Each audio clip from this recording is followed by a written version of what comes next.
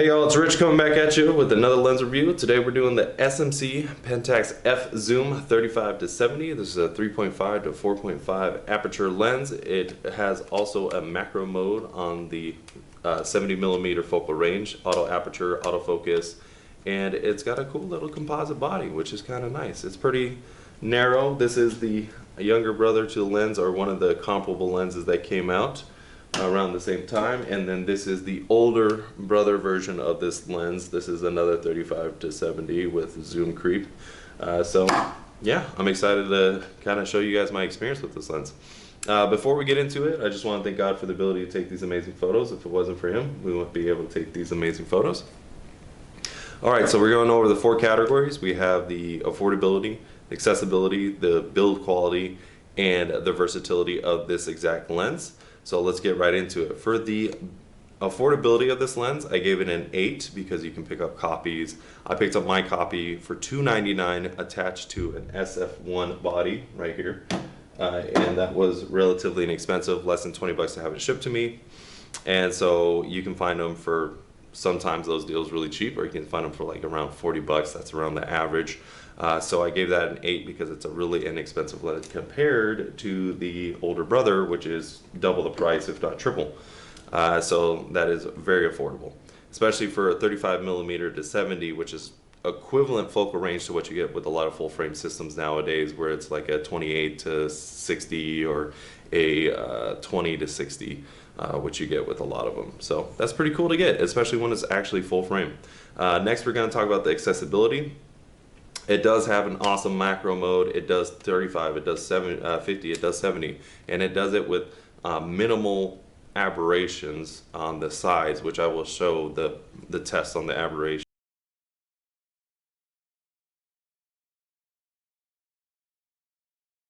So I think this is extremely easy to use when it comes to the ring, the focus ring. The zoom ring is super easy to use.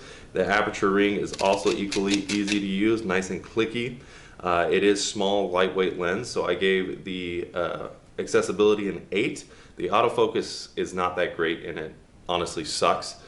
So if you do have a K-mount system that has the autofocus, I would probably just use manual focus the entire time I'm using this, because it sucks, especially in my macro mode. You want to use manual focus, which is okay, because if you're on any other system adapting it, you're going to use manual mode anyways, so that doesn't matter.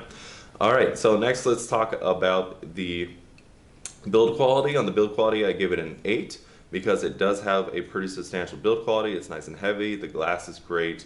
It does have a coating on it, which is fantastic. There's not too many chromatic aberrations. Direct sunlight isn't going to be too bad on it. I didn't use a filter or anything. And then it has a nice composite material to it. It is not dust proof, it is not waterproof, and it is a little bit more complicated to take apart. I will say the autofocus system sucks, so that kind of knocks it down to an 8.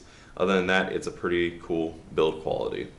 So next, let's talk about the versatility. It's a 35-70 or a 50 to, I think, like 90, which is still really good focal range for ASPC.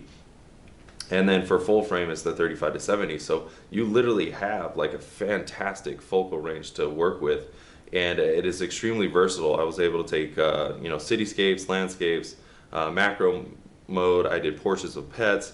I did portraits of people. Got great flower photos. I tried to take a picture of a bird. It didn't do great on like the wildlife and bird photography, so I wouldn't recommend it for that. So all around, it was actually quite versatile, and that is an 8. So in the end, overall score for this, 8 out of 10. Would I recommend? I would recommend this lens, definitely 100% over this one, just because this is so much heavier. This is kind of like a full manual lens. To an amateur person, I think this lens is going to be better. This does have pretty amazing glass, but the focusing is a little bit more difficult on this. I've had several people mention that as well, that the focusing is a little bit harder. This was very easy to focus without autofocus. And then you do have the comparable lens, which is the 35-80, which gives you about 5 millimeters more in focal range, but you do have a slightly smaller aperture. But this is also a lighter lens. So it really comes down to the fact of whether or not you want to have that macro mode, or if you want more focal range.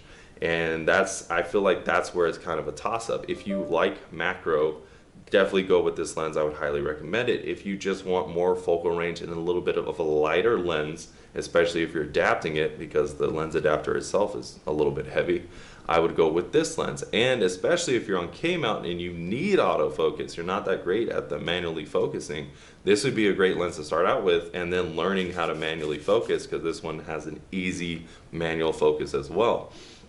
This one was a little bit harder to find it because it's just a little bit smaller lens.